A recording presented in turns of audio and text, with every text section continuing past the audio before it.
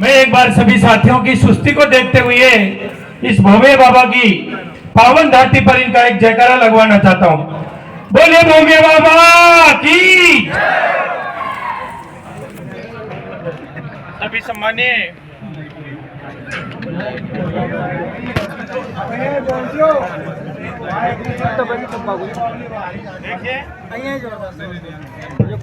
Hello, परम सम्मानीय आदरणीय मंचासीन अतिथि, हमारे समाज की आन बान शान, पिता तुल्य बड़े बुजुर्ग जो इस मंच की शोभा बढ़ा रहे हैं और दूर दराज से पधारे हुए पूर्वी राजस्थान के सभी युवा क्रांतिकारी साथी, जनसेवक के रूप में एक फाउंडेशन जो एक यूनिटी का आप यहाँ पे माहौल देख रहे हैं। इस यूनिटी इस फाउंडेशन का एक ही उद्देश्य है कि हमारे क्षेत्र में, हमारे पड़ोस में कोई अभावों की जिंदगी न जिए। ऐसे परिवारों को, चाहे वो शिक्षा का क्षेत्र हो, चाहे वो चिकित्सा का क्षेत्र हो, चाहे वो गरीबी से उभारने का क्षेत्र हो, किसी भी तरीके के तौर बतौर करके और जन सेवा का उद्देश्य लेकर के पूर्वी राजस्थान की जयपुर की पावन धरा पर ये जो टीम संरक्षित हुई है और हमारे नादर जी घाटा, भाई अशोक जी खाड़ा, पायलट गुरुजी, सीताराम जी एडवोकेट साहब, भाई सीताराम जी हेल्थ इंस्पेक्टर और ये भाटावा जी है, क्या नाम उनका, बाबूलाल जी दंताड़ा, और एक भाटावा जी हमारे रामधन जी। इनसे सबसे पहले मैं सोशल मीडिया के माध्यम से जुड़ा और सोशल मीडिया पे इस एसएसडी टीम के जो कार्यों को देख करके हमारे अंदर भी एक लालसा और इच्छा उत्पन्न हुई। विगत में 3 साल से लगातार यहाँ आ रहा हूँ, इनके एक भी समोसा नहीं छोड़ता और बढ़िया पेट भर के जाता हूँ। मैं इस कमेटी का सदस्य नहीं हूँ, लेकिन अगर इसी एसएसडी के कार्यों को आपके सामने बखान करूं, इनका मैसेज शादी, विवाह, फंक्शन, हॉस्पिटल, घर बार, परिवार, जहां पे भी मेरे रिलेशन में जाता हूं तो मैं सिर्फ और सिर्फ चर्चाएं एसएसडी की करता हूं, क्योंकि एसएसडी का कार्य कोरोना में मैंने प्रत्यक्ष से देखा है, हॉस्पिटल में ब्लड संबंधित कार्यों में मैंने देखा है, शिक्षा के क्षेत्र में मैंने देखा है, और इनके साथ साथ इन्होंने शिक्षा को बढ़ावा देते हुए निर्धन, दीनहीन, गरीब बच्चों की जीवन को जो संवारने का काम किया था, उस कार्य के साथ साथ में हमारे पूर्वी राजस्थान का किसान जो एक चंबल नहर परियोजना के लिए तरस रहा था, उस चंबल नहर परियोजना की जो ईआरसीपी की योजना थी, उस ईआरसीपी का उद्देश्य था कि चंबल नदी का पानी जो बरसात के दिनों में बह करके और वैसे समुद्र में चला जाता है, बंगाल की खाड़ी में चला जाता है, उस पानी को रोक करके और कैनाल के द्वारा हमारे पूर्वी राजस्थान के 13 जिलों के किसानों को पानी उपलब्ध करवाया जाए, जिससे उनकी शिक्षा की अच्छी मिले,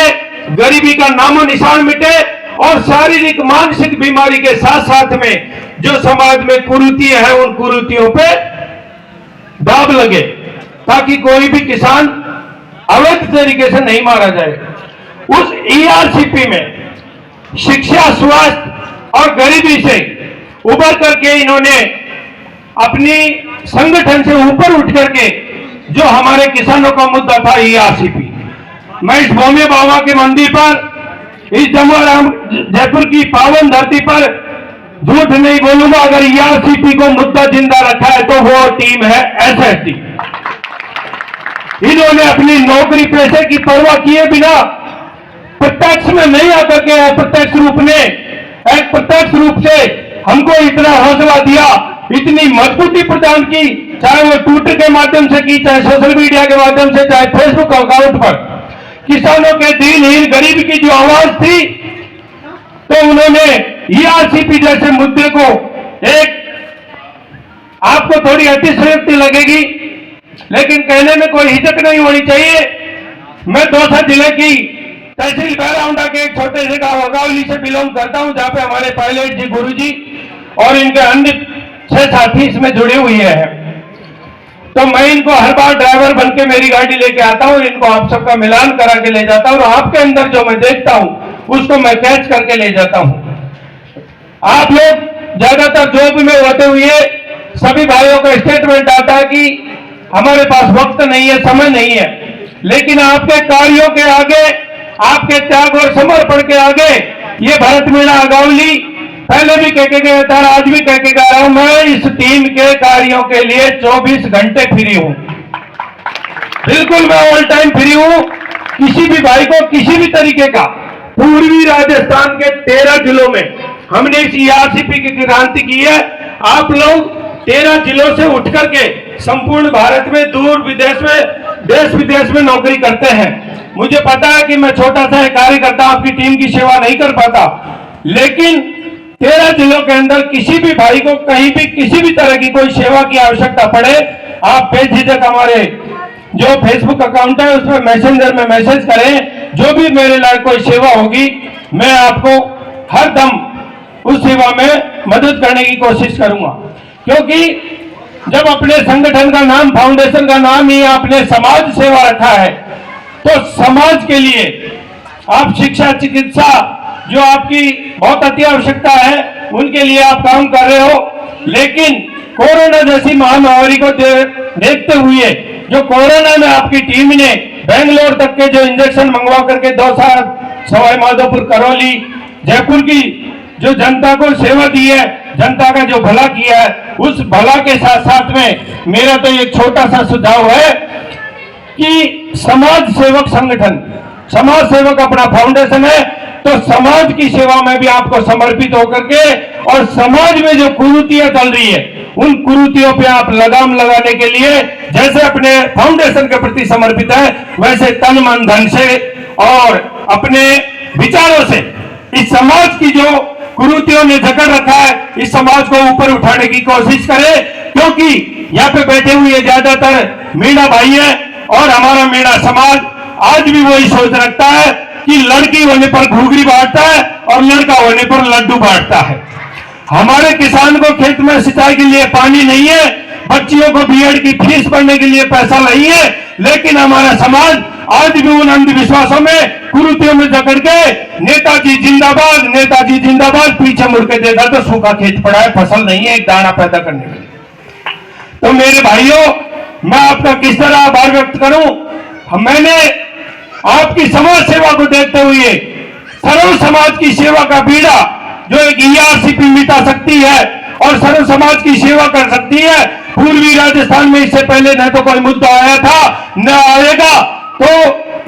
किसी भी तरह की जो भाई काफी लोग क्या, जिनको संघर्ष की परिभाषा नहीं आती, सेवा की परिभाषा नहीं आती, वो लोग ज्यादातर ट्रोल करने का काम करते हैं। उनको नजरअंदाज करते हुए हम जैसे सेवक जिनको बिना किसी लोभ लालच के तन मन धन और अपना समय इस समाज के चरणों में समर्पित कर रहे हैं, नेताओं से विरोध ले रहे हैं, पार्टियों से विरोध ले रहे हैं, और जो ईआरसीपी जैसे चंबल नहर परियोजना का मुद्दा हमने उठा रखा है, आप लोग ताकत बनो और कम से कम जैसे आप अप्रत्यक्ष रूप में लेकर के हमारा हौसला बढ़ाते रहे हैं, वैसे ही हमारा हौसला बढ़ाते रहे। क्योंकि